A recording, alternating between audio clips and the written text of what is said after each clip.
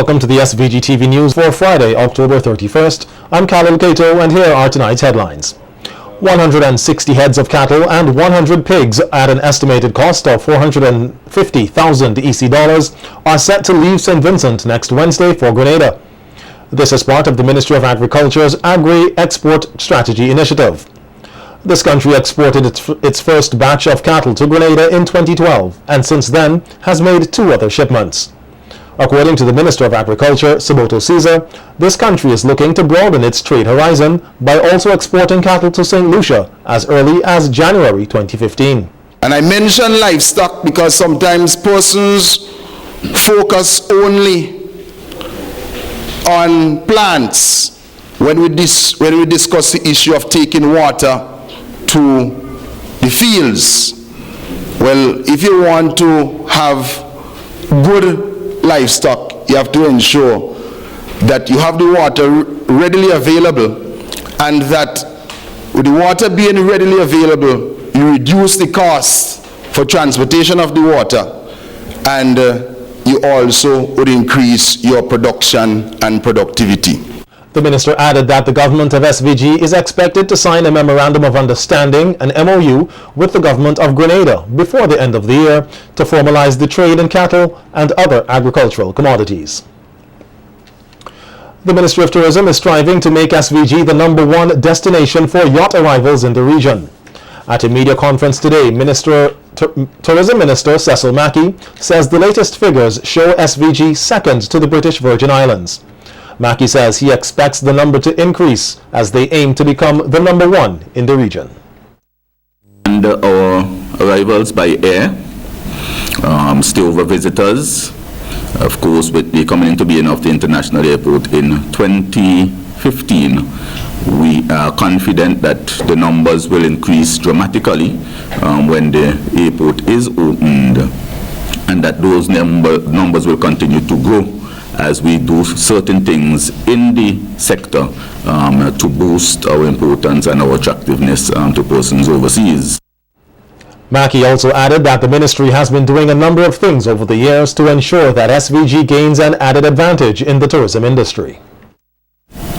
We have been doing a lot of works with the schools, with the churches, workplaces, in the communities, with the business sector, to ensure that we put in place and that we sensitize all aspects of our population the importance of the tourism product to St. Vincent and the Grenadines, and that we urge them to see themselves as part of the development of this product, as ambassadors for the tourism sector, and that they play their part in terms of developing the particular sector.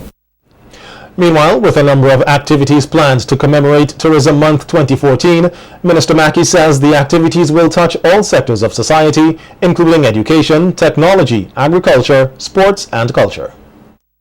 The month of activities has been well thought out by the committee, and we expect that we have the opportunity here to engage all aspects of our society, the very young, the middle-aged, and the more advanced in years.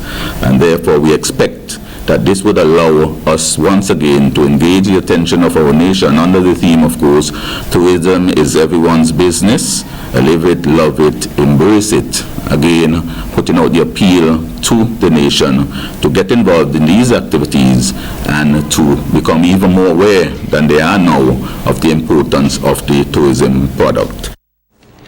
He added that this year, Union Island has also come up with a number of activities to commemorate the month of activities, which he says is commendable. I want to also add for discussion for 2015 the possibility of also engaging the diaspora, especially the diaspora in New York, to discuss with them the possibility of having activities up there as well, so we can spread even further the message and importance of tourism to St. Vincent and the Grenadines. I know that there's a very active tourism committee established in New York, and we can use them as the base, as the first step, as is the case with Independence, where committees all over the US, Canada, UK, and the region put on activities to celebrate our independence. Vincentian geologist Dr. Richard Robertson has concluded that safe construction should be possible in the Clear Valley housing project area as long as adequate account is taken of the site conditions. In his site investigations report on the Clear Valley housing estate following the collapse of one of the houses owned by Dr. Katisha Douglas on September 19th, Dr. Robertson says that the Clear Valley area falls within the High Landslide Hazard Zone map produced by DGAF 1988.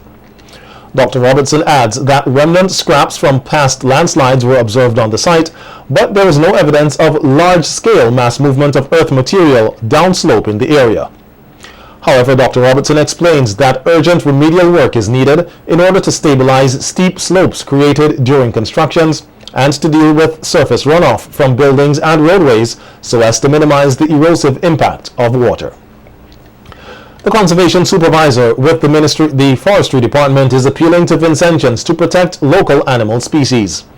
Speaking to SVG-TV News, Glenroy Gaymes said that there is a need for Vincentians to be more mindful of the unique species that the country possesses and that they need to be kept around for future generations. Speaking of the species that are in the wildlife zoo, Gaymes said these animals are very important to the ecosystem. Compliance. We have several specimens here that are endemic to St. Vincent and the Grenadines. The word endemic means simply only found in St. Vincent. Of course, you know the St. Vincent parrot, Amazona gildingi, which is the flagship species for conservation in St. Vincent and Grenadines. We also have the St. Vincent black snake, which is endemic to St. Vincent as well, and it's only found here. In fact, that's the only specimen that we have currently in St. Vincent in captivity. The Congo snake, one is the lover of the farmer because this particular species feeds primarily on rodents. So anytime you find this species in an abundance, it means that you have a lot of rodents around. At the bottom here, we have an armadillo, and or what people refer to as the tattoo. And also we have the red-foot tortoise, which is a species that is very abundant in the Grenadines. Those can live up to 100 years. We also have some partially hunted species like the iguana. The iguana is here. Yes, that is St. Vincent iguana. And here we have the opossum, better known as the manico. Most of these species are diurnal, which means that they come out at night. So during the day, is the time for them to relax a bit. Gaymes further spoke about the open hunting season for the various animals, the size of the animals that can be legally hunted, and the penalties that can be given by disregarding these laws. We are admonishing the general public to be very careful with the sizes that they are normally catching, because even now when the open season for hunting is on, people are still catching a lot of iguanas that are undersized and manico. The undersized would be anything for iguanas, anything that's smaller than 14 inches from the top of the head to the back, but the tip of the tail, that's illegal. And also for the manico, we are admonishing people to catch nothing smaller than 1 pound in weight. We charge for a $2,000 fine if you are caught violating any of these offenses, and in some cases you can be fined and confined, which means you pay twice. You first pay monetarily, and also you can go to prison for up to 1 year. The Searchlight newspaper wishes to apologize to its loyal customers for the unavailability of the newspaper on the local market today. The delay in the printing of the local paper was caused by the breakdown of a critical piece of equipment at the printing press at Camden Park. Searchlight is, however, pleased to advise that the newspaper will be available at vendors nationwide from early tomorrow. Once again, Searchlight apologizing and thanking each and everyone for their patience and understanding.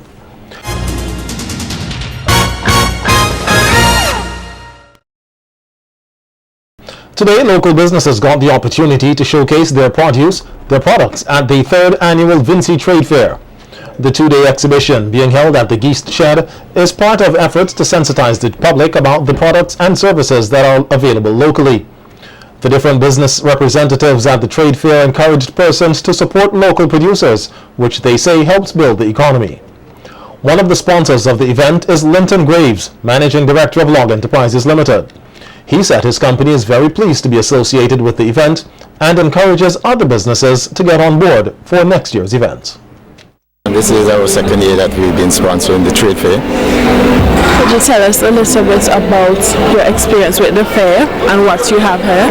Well, last year was a good experience for me and my company. We sold a lot of products last year. In fact, we didn't sell on the first day, and we had everybody coming back on the Saturday, even though the rain fell.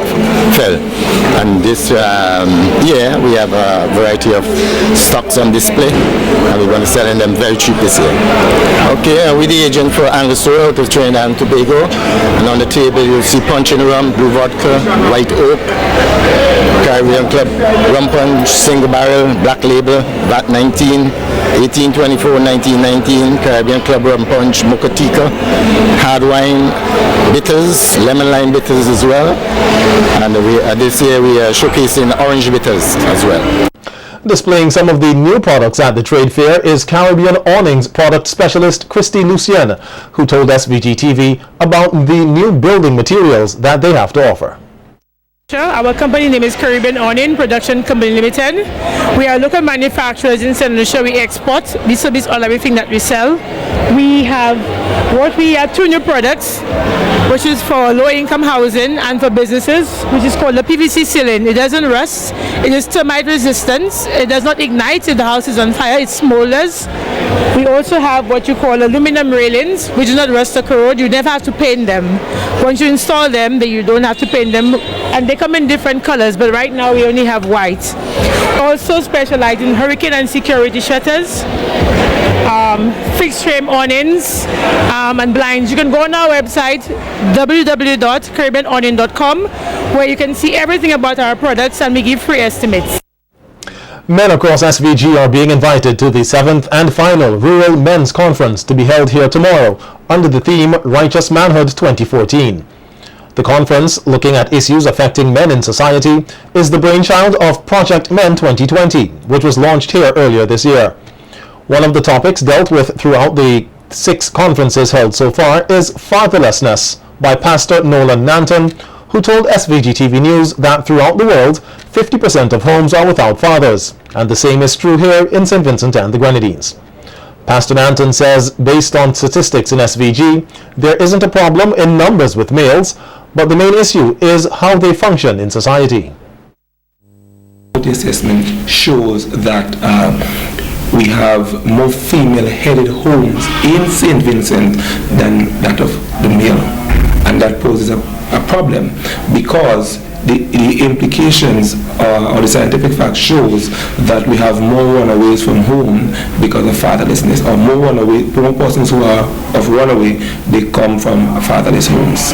71% of teenage pregnancy come from fatherless home. And if we bring that reality just to St. Vincent, and we look, let's say from last year, for example, where we had 300 teenage girls being pregnant last year, if we use that stat, we will see that 16 or 17 of those come from fatherless home, and that's really high, and we need to do something about it. For the past 10 years, we have over 3,000 of our young ladies becoming pregnant and often dropping out of school.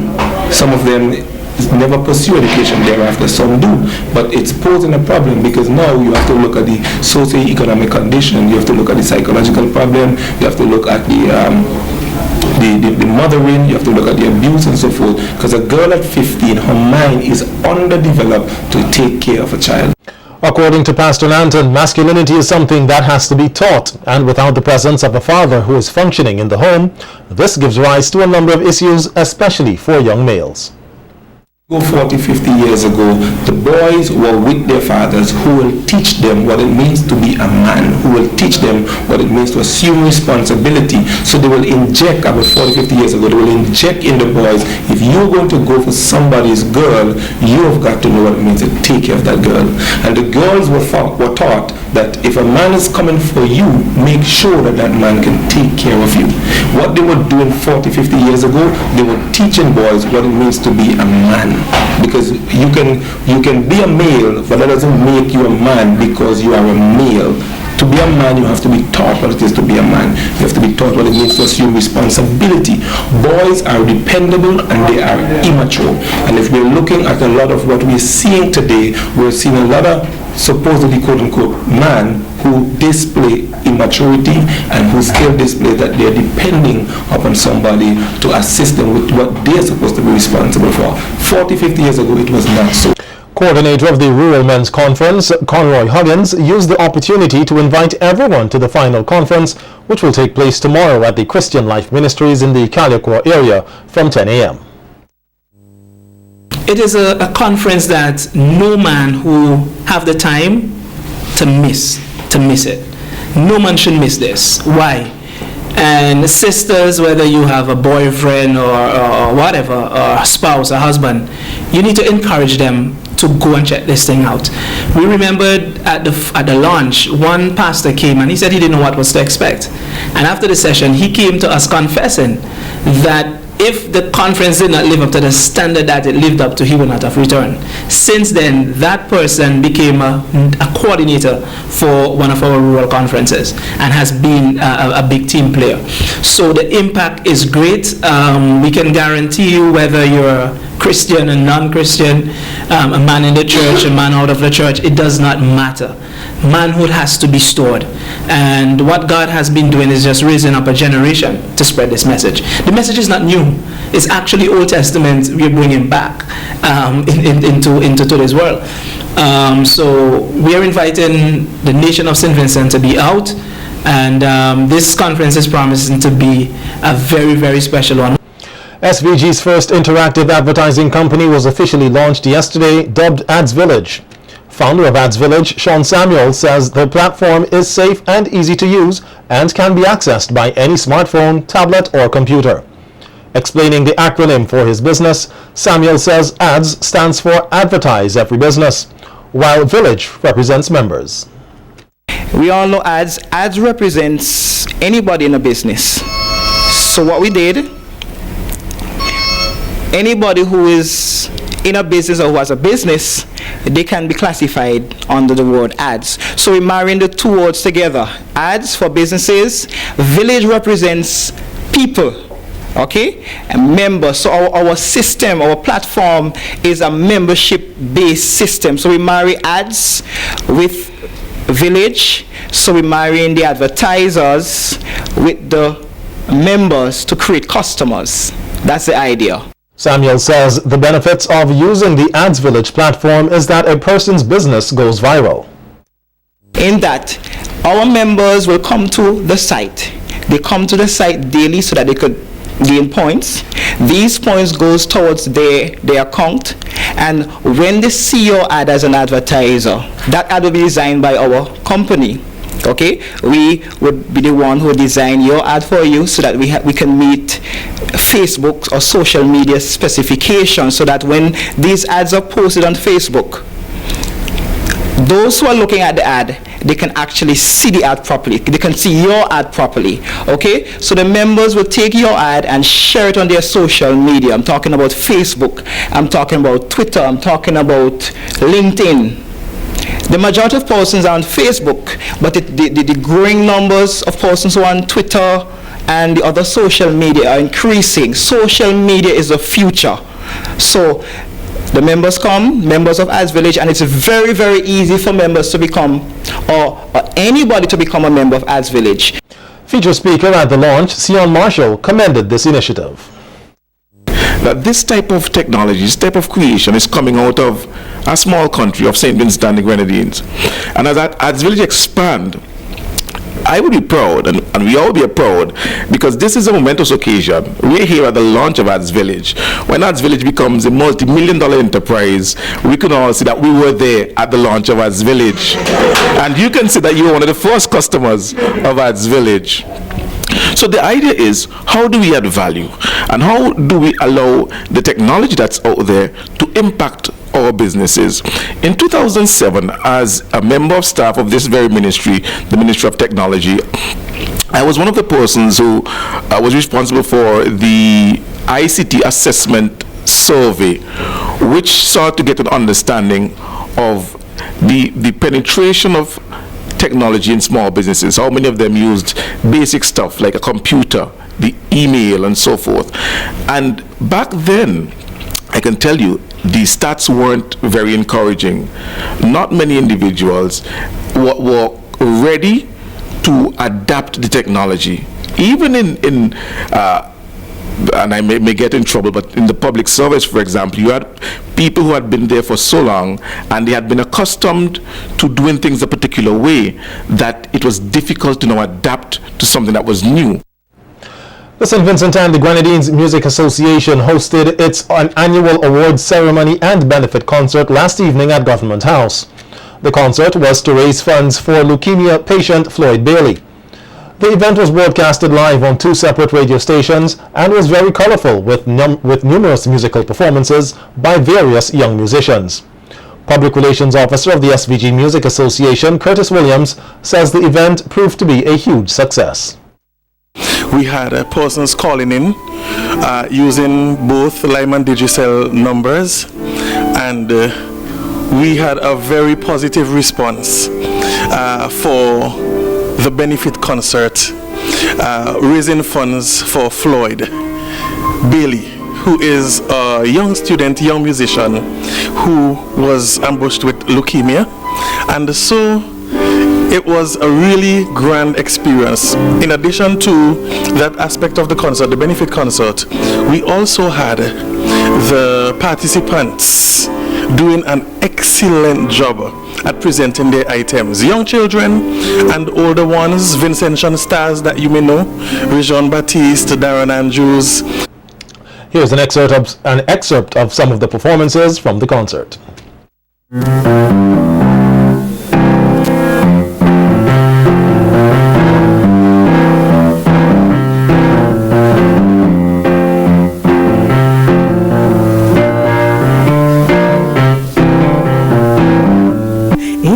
His hand so gently for stones. Ooh.